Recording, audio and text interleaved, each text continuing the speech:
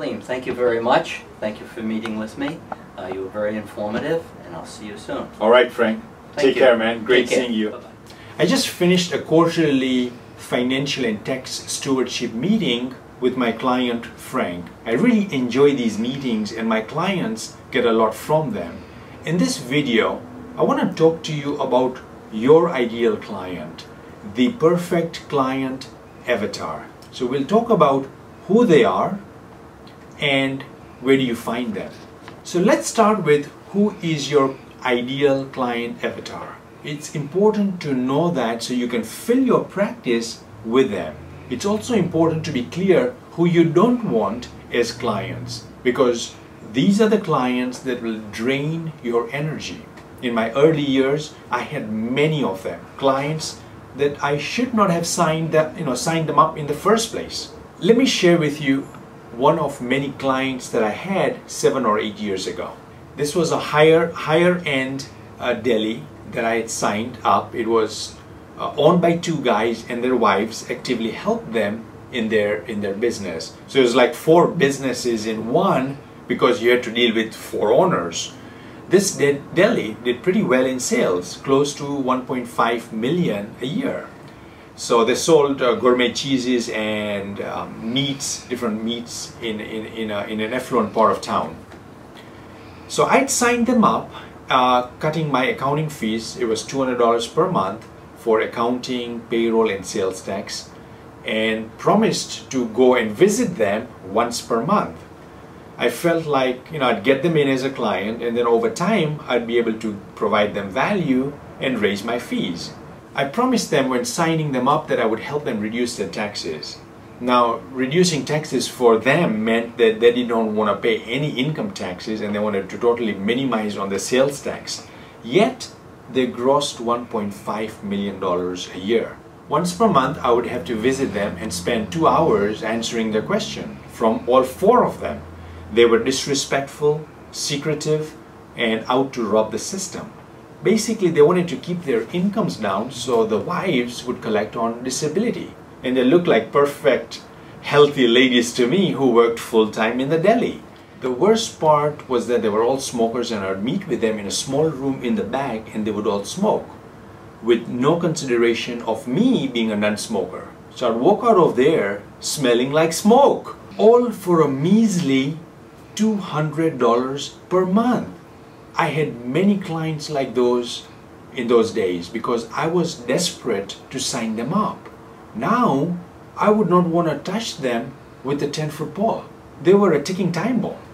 The only good thing that came from it was me becoming clear about who I did not want as a client. On my way back from visiting them every month, I'd be telling myself, why am I working with such clients? They are causing me so much anxiety and stress. Now, my practice is filled with clients that we love working with, paying my firm thousands of dollars per year. Let's talk about how you can do this for your own practice, your client avatar. This is the exact same process that I went through, so you can do this for yourself. So the first one is, what are the demographic commonalities of your ideal clients? Are more of them male or female? How old are they? What kind of businesses do they have? Jobs that they work in? How much money do they make? What are their psychographics? The psychographic commonalities of your ideal clients. In other words, what is their inner reality? What are their fears and frustrations in life? What are their desires and aspirations? Number 3, what do your clients have in common? Get creative here. Do they like the same music? Do they share a political view? Do they have an experience that they've all shared? Number 4, if you had to sum up the story of your ideal client's life as they tell it, how would it go? And then number 5, what's a day in the life of your ideal clients like? Think of it from their perspective. We learn an important skill at 4 years old. We learn to empathize. Most of us never practice this skill proactively. So we experience only a fraction of the value and benefit we could get from this amazing skill of empathy. So to practice, write a narrative from your client's perspective, telling the story of being in pain, in a frustrating situation, without knowing what to do. Then discovering the valuable solution that you offer, taking advantage of it, and then experiencing the benefit. Focus on irrational emotional fears, fantasies, and drivers, and the emotions felt once the solution is found and realized. Let me share with you what I found out when I went through this process and how it shaped who my ideal client is in my practice. My ideal clients fear the IRS. They are scared of it and they don't want to do anything against the law. Number two, they believe that their business can be more profitable. And the reasons they went into business is to give them a certain lifestyle. Number three, they feel their accountant can provide more help than just telling them where to sign on tax returns and sending them their financial statements. They really don't know how to decipher them. So they want more meaningful communication with their CPA or enrolled agent. So from a demographic standpoint, my ideal business client is 40 to 62 years old. They have 2 kids on the average. They're college educated. They have a business that's located within 20 miles from my office. Their revenues range from $500,000 to $10 million a year, and they have employees that are between 5 to 15 employees that they hire. Their psychographics are that they are growth-minded. They see themselves as leaders and striving to be the best in their industry. They are respectful, appreciative. They are smart, have business savvy, and value good advice. They know they don't have all the answers, so they are open to reading and attending seminars and to learning. They are community-minded. They are givers. Once I got clear on who my ideal client was, I was able to put a client attraction system in place to bring them on board. So here are some examples of clients I've signed up.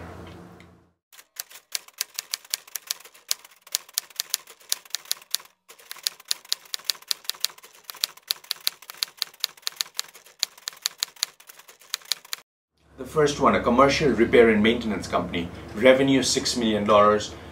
I signed them up in 2004. This client pays my firm $18,000 a year in fees. Fees paid to date, $162,000.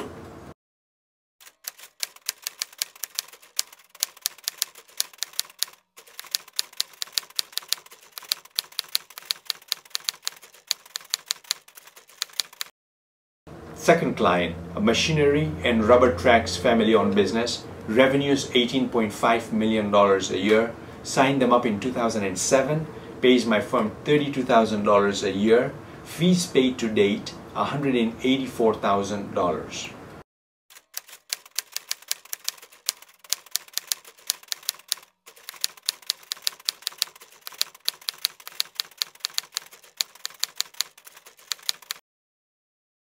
The third one, a dental practice, revenues $1.3 million, signed up in 2009, fees paid to my firm $7,000 a year, fees paid to date $38,000.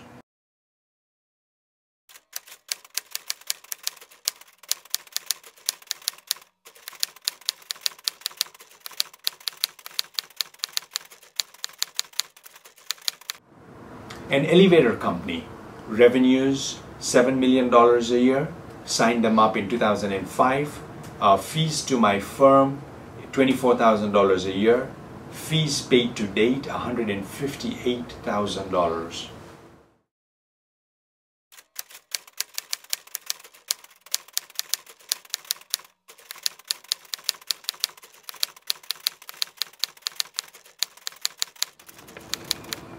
An elder care company with revenues of $4 million, signed them up in 2006, fees to my firm $8,000 per year, fees paid to date $52,000.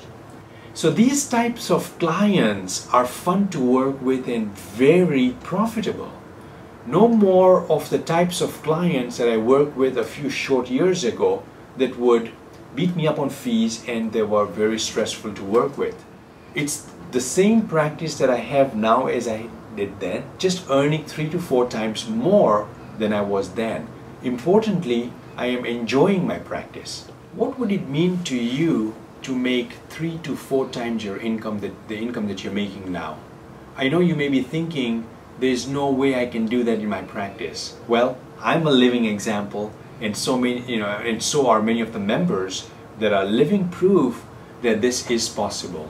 One of my members, Dan Han, shared with me that he went from 150 clients to over 400 higher-end clients in a matter of a couple of years. The interesting thing to know is that you don't need a whole lot of premium clients to create a practice with revenues of $500,000 or $1 million or $2 million. Now, I want to talk to you about where do you find them. The good news is that these types of prospective clients are in your local area. They are in search of a CPA who understands them and who can help them. Their current accountant is not meeting their unmet needs. If approached in the right way, they will say to you, "Where have you been all these years? You're the kind of CPA firm that I've been looking for." They will actually thank you for taking them on as a client. But they've got to be approached the right way, so you have to know how to do it. It took me many years to figure it out, but it doesn't have to be like that for you. Because in the next video, I'm going to show you how I find them and how I sign them up in my practice. It is something that any practitioner can do right away in their practice. Thanks for watching this video. Please post your comment below. What was the one thing that you got from watching this video? Thanks again.